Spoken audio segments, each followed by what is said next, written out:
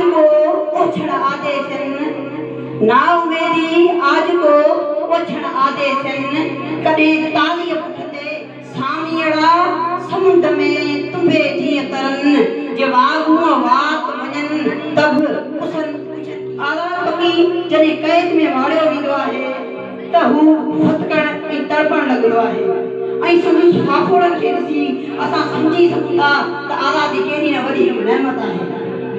सन 1953 ईस्वी वारी आज़ादी जे जंग में हिंदू ऐं मुस्लमान गॾिजी अंग्रेज़नि सां मुंहुं मुक़ाबिल थिया ऐं जंग जूं तयारियूं थियूं ऐं उन जंग में अंग्रेज़नि जे हथियारनि ऐं तोपनि अॻियां आज़ादी जे रखवारनि जूं लठूं ऐं बांटा पूरा पइजी न सघिया ऐं आख़िरकार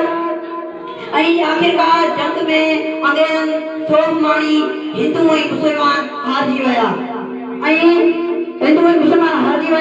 ऐं वक़्तु अहिड़ो कटो खाधो त जो हिंदू अंग्रेज़नि सां पीछा मटाए गोलियूं ख़तमु करे हिकु थी विया ऐं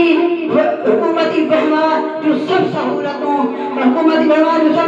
हासिल करे नौकरियुनि खां वठी अहदनि ते हिंदू क़ाबिज़ थी विया ऐं ॿिए तरफ़ मुस्लमाननि खे पंहिंजो कटर दुश्मन सम्झी उन्हनि खे हर तरफ़ जूं तकलीफ़ूं ॾिनाऊं ऐं हर घड़ी ज़ुल्मनि जा पहाड़ किरायाऊं ऐं मुस्लमाननि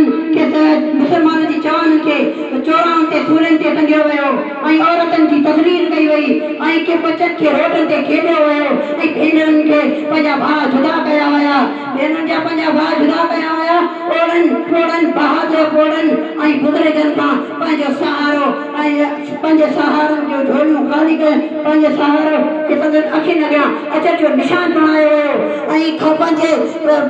पंहिंजे जवान औरतुनि खां पंहिंजा खावन छिनिया विया ऐं क़यामत पर भाई वई ऐं कहरी मंज़र अहिड़ी हालतुनि में सर सैयद अहमद खान मुसलमान जो सरवान बणिजी ऐं मुसलमान अंग्रेज़नि विच में मुफ़ाहमत कई ऐं मुसलमाननि खे उन ॻाल्हि खां आमादा कयो ऐं अंग्रेज़ी पढ़ो ऐं अंग्रेज़ी सिखो। 1923 मार्च 1940 ईस्वी में क़ौमी नज़रिए में बुनियाद पियो जंहिंजो मतिलबु हो